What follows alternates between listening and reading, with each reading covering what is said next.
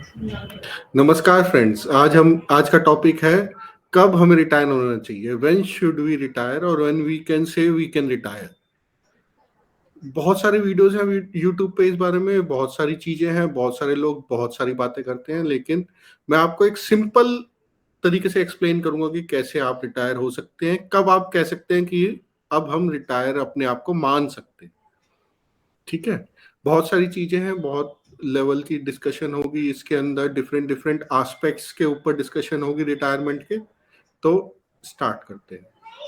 अब कब हम रिटायर हो सकते हैं, इसके अंदर पहले मेरा एक डिस्क्लेमर है, मैं ये कभी बिलीव नहीं करता कि you should retire. Retirement age a concept, तो रिटायरमेंट एज अ कॉन्सेप्ट ना एक गवर्नमेंट का कॉन्सेप्ट है।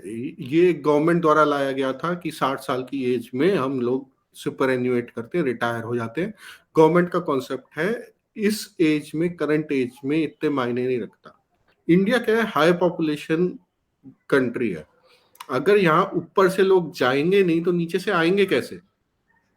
तो इसलिए रिटायरमेंट का एक कॉन्सेप्ट रखा कि 60 साल में आपको छुट्टी कर दी, अब आप घर जाइए, अपना रिटायर्ड लाइफ जीजिए।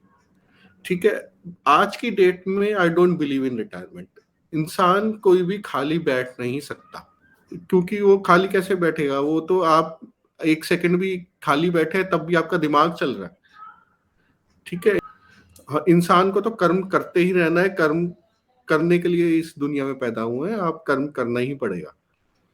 ठीक है, तो रिटायरमेंट जो कॉन्सेप्ट है वो एक गवर्नमेंट की तरफ से लाया गया ताकि आपको एम्प्लॉयमेंट यूथ को मिलती रहे। ठीक है, तो मेरे हिसाब से रिटायर नहीं होना चाहिए।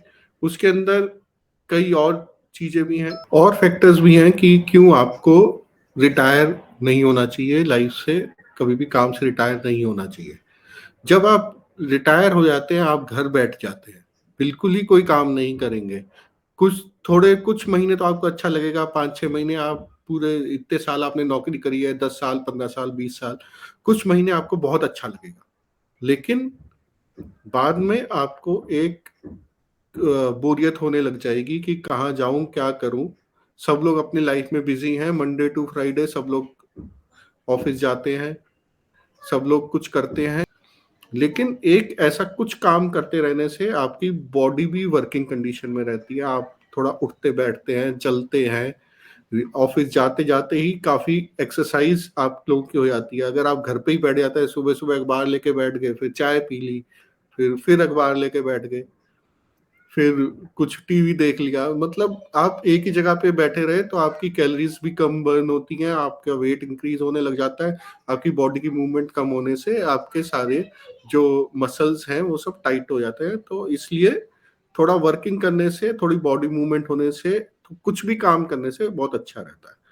ठीक है, तो इसलिए भी आपको रिटायर लाइफ नहीं होना चाहिए, लेकिन आपको माइंड से रिटायर होना चाहिए।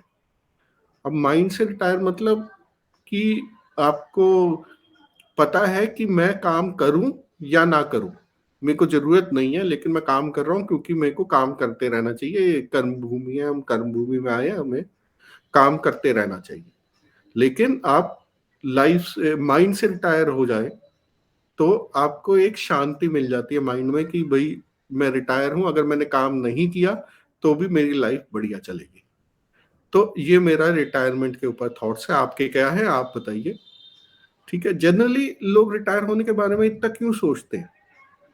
क्योंकि वो नौकरी में घिस घिस के उनका बहुत परेशान हो चुके होते हैं, वो दे आर बर्न आउट हो चुके होते हैं पूरी तरह, तो वो रिटायरमेंट के बारे में सोचते हैं।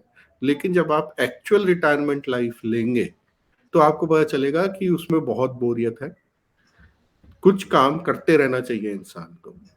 ठीक है, तो कुछ टाइम आप घूम लेंगे, वेकेशन कर लेंगे, 2-2 3-3 महीने घूम लेंगे, लेकिन उसके बाद आप के माइंड में बोरियत आएगी, आपको घर पे आ रहा लगेगा, आप घर में आएंगे और उसके बाद फिर आप बोर होंगे।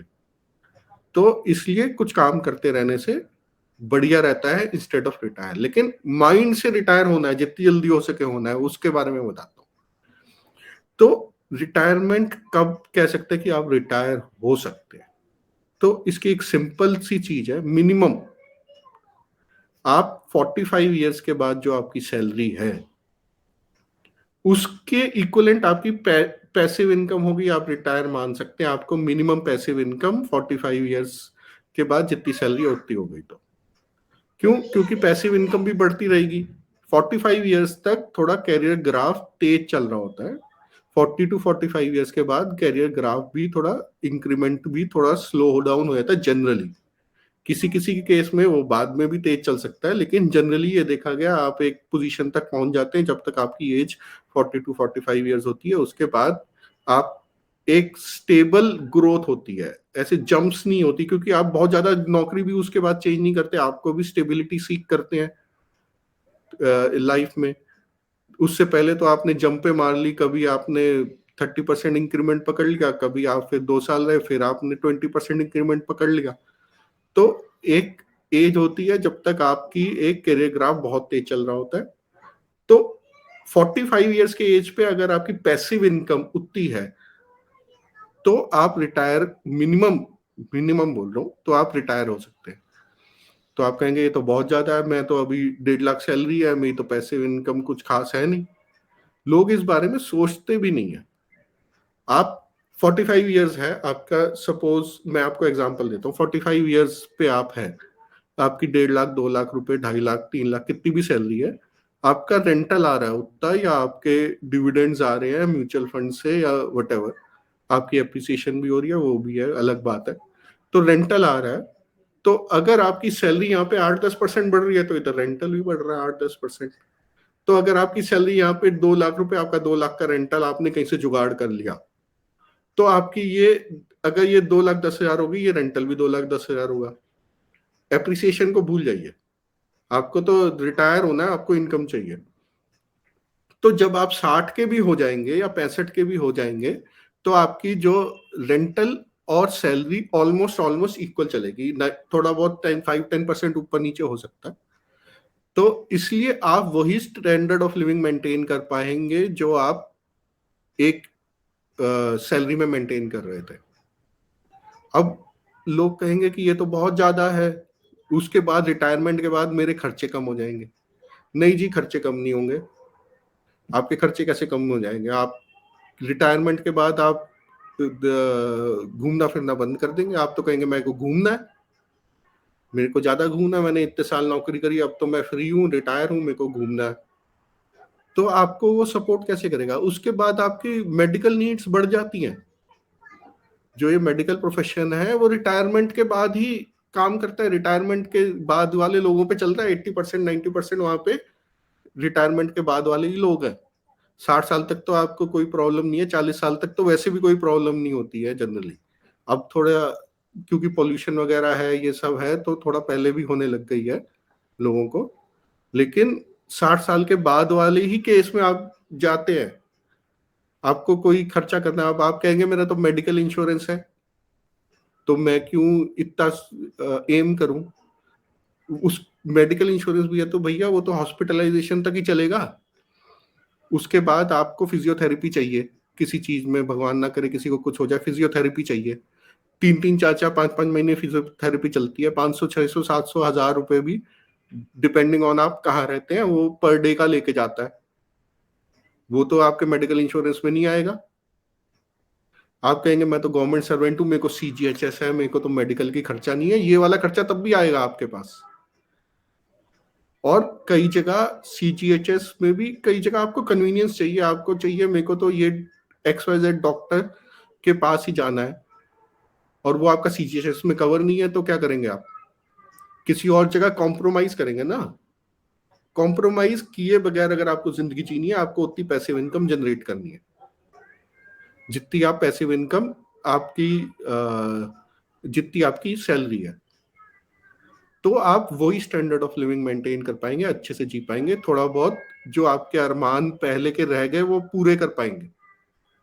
आप अपनी लाइफ की बात, आप एक काम कीजिए, अपने आसपास आपके कई रिश्तेदार होंगे, पापा मम्मी होंगे जो रिटायर हो गए होंगे, उन सब की लाइफ देखिए। उनकी तो पेंशन भी आ रही है, आप तो गवर्नमेंट सर्विस में है तो भी आपकी अब NPS है।